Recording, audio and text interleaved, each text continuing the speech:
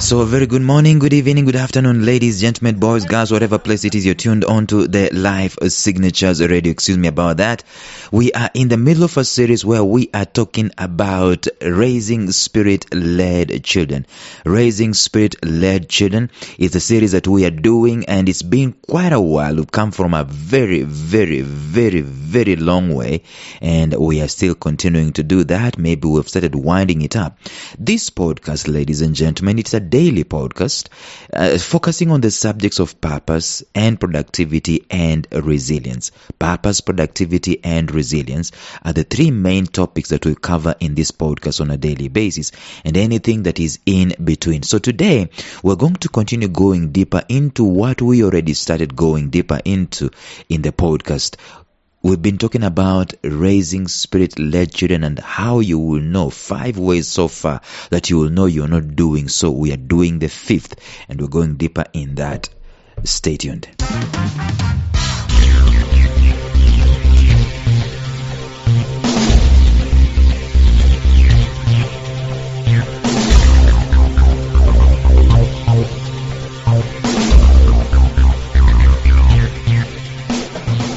Welcome to the Life Signatures podcast with Lawrence Namale.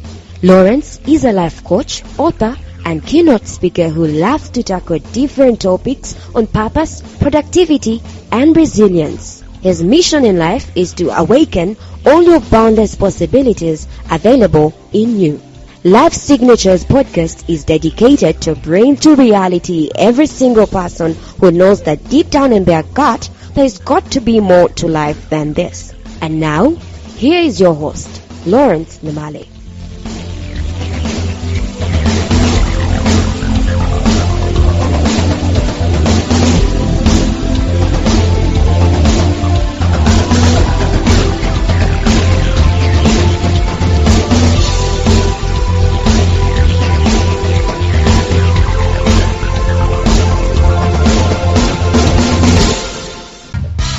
So you're not raising a spirit-led child, number one, if you are not teaching them about their inner compass.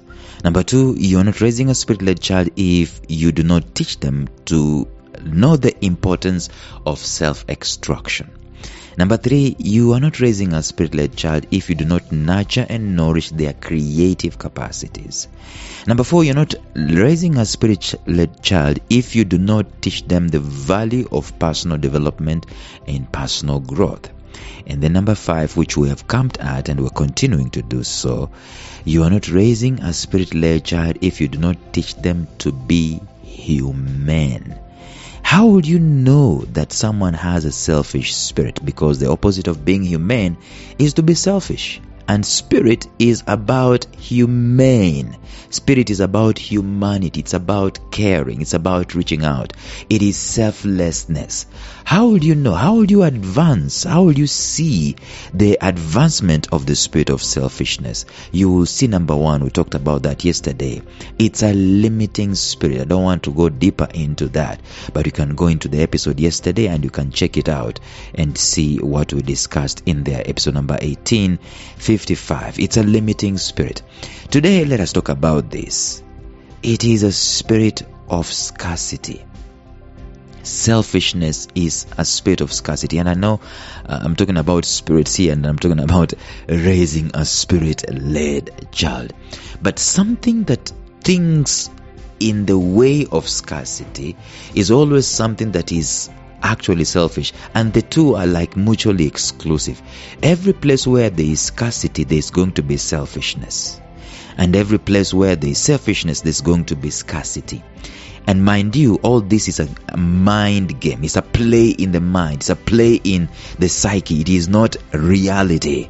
It is not reality. If your child grows up in a selfish environment, they will end up looking at life as if it's only a glass that is half empty. Is it half empty or half full?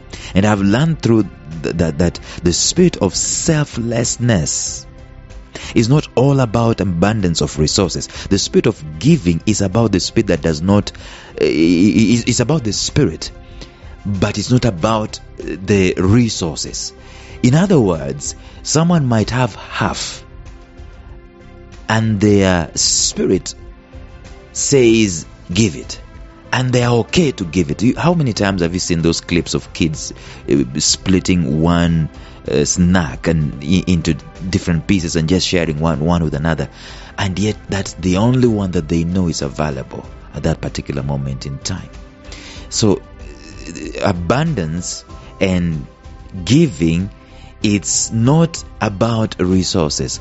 You know that joke that people normally throw around, and they say the people who are thinking that they are not thieves is just because they have not been given the capacity, not the capacity, the opportunity to steal. That's why they are thinking they're not thieves. And the same thing goes, we can flip it and come to this angle and say that when it comes to giving, it is not about not having resources.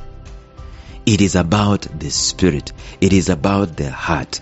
It is about the inside of us, the humanity, the humanness. It's about the selflessness. It is not about resources. You cannot say that I will start giving when I have more. I will start, visiting when I have more. No, you do with what you have. That is the spirit of selflessness.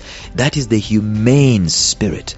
That what I have right now is sufficient to share with somebody else. I know there's a preacher who used to say, if whatever is in your hand does not meet your need, it must be your seed. I know it sounds cliche, and I know it sounds like rhetoric and so on, but the point we are driving home here is that the spirit of selflessness, of giving, it is not about how much I have. It is about how much do I want to give. It is about how readily, that's actually what it is about, how readily, how automatic it is for me to give even the little that I do not have. The spirit of giving is about the spirit, not about resources. You have seen people living in abundance failing to be humane. But then you've seen people living in scarcity, the so-called quote-unquote scarcity. Remember the parable, the story of Jesus Christ going to the temple, observing people giving, and he saw a lady throw in 2 mites, and he said that this one has given better, bigger than all the others. See, in the realms of the spirit, the giving is not about the amount. Really, it is about the heart. It is about the sacrifice. It is about the selflessness. Because when I say sacrifice, people, you see, again, we what do? We abuse this thing called sacrifice. There's actually a scripture that talks about that. It says that if I give my whole body, if I give whatever it is, and I give my body to be burnt and so on, but I lack love. I lack love. If I give to the poor and everything I do, but I lack love. To me or to other people, to casual observers, they might think that that is what? It is sacrifice. But no, it is not sacrifice. There's a scripture that says obedience is actually better than sacrifice. What do we learn from obedience? We learn from obedience that we do what our spirit directs. We do what the spirit, actually, let me correct that. Some a super spiritual person might come and say it is not our spirit, it is the spirit, which is correct. It is the spirit directs us. Give that, and we are obedient. We are readily obedient to give. We are readily obedient. We don't even, it becomes such a natural thing to do. It's a spiritual thing, but it becomes so natural just to release, to let go. That is what spirit is all about. So every time you see someone struggling with scarcity, the idea of scarcity is not about abundance or lack of resources.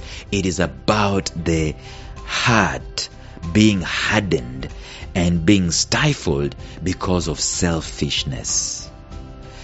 Where there is selfishness, there is lack of selflessness, and people are not necessarily humane. So you will know. That's why you can see people with a lot of stuff, and they keep adding that stuff on it and on it and on it and on it. But it feels like it's a mountain to climb just to let go of something little. There are stories upon stories that I can give. But if you want to be the best, if you want to raise someone who is selfless or someone who is spirit-led, then these are the things that we need to start teaching. We need to start teaching about giving from the early age. So when they ask that they want to, buy this gift for that person and so on, it's okay to let them do it. But also it's okay for them to use their own finances, their own hard-earned cash to be able to sponsor whatever it is that they want to sponsor in someone else's life. So you've seen people living in abundance failing to be humane, and you've seen those living in absolute lack showing mercy to others. Somehow they are able to identify with their situations. Those ones who are living in lack are able to identify. That's why there's a scripture that I love so much. It says, we do not have a high priest who is not touched by the feelings of our infirmity. In other words, the person who is a deliverer knows exactly the pain of the people that he wants to deliver, that they are going through. So if you wanted to, let me just give you a hint here. If you wanted to elect a president, you are not going to get a president from the palace. You need to get a president from the streets, because the president from the streets understands what the streets look like. He understands the nooks and crannies of the streets. He is identified with the feelings of the infirmity of those people. And that's why even if you are highborn, it is important to go and visit and see the plight of other people. I mean, it just take a trip. In the world that we live in, you don't need to go far to see someone who is, less blessed than you are. Someone who is in trouble. Someone who is bound. Someone who is, in dire straits. You don't need to go far. They are all over the place. And how do we teach kids? How do we raise spirit-led children? We let them know, we let them understand the pains of other people, so that inside of them they can be able to have this spirit of giving and reaching out and identifying with the downtrodden, with the down and the cast outs and so on and so forth. And they can be able to have a heart of compassion for them. And therefore the giving is not looking at what remains, but the giving is looking at what blesses. What is it enough to make a change in this person that is suffering? That's the thing that we need to even continue teaching ourselves as adults, and that is how we can be spirit led. I would love my children to have an overflowing heart, and even myself to have an overflowing heart that is ready to give, ready to share, because they know that there is more of what we are giving where it came from. That's why we kill the scarcity mentality. The scarcity mentality is a spirit. It is in the heart. It is inside people's minds. It is not necessarily in the out there. We are living in the life, in the world of abundance. And someone said that this world, actually there are people who have written very great books on abundance. And one of those people who has written a book on abundance is a man called Naveen Jain. I've forgotten the title of the book, but it talks about abundance. There's so much abundance on the face of the earth, citing things like life expectancy has increased and so on and so forth. Scarcity mentality is going to be present where there is selfishness. And where there is selfishness, for the most part, the spirit is not there. We're not being spirit-led when we are selfish. And when we are selfish, it's because we are thinking the world is coming to an end. The gold is going to be exhausted. The gold reserves are going to be exhausted. Right? The water is going to be exhausted. There will be no more water, and so on. So we need to win over. We need to what do we call it? We need to make sure that we have victory over the scarcity mentality. Tomorrow we're going to continue talking about this, but until then, bye-bye. Thank you for listening to Life Signatures Radio. If you enjoyed today's show, subscribe to Life Signatures Radio on iTunes, Stitcher, or visit our website at lifesignatures.libsyn.com. Life Signatures Radio, fresh, clean, and inspiring.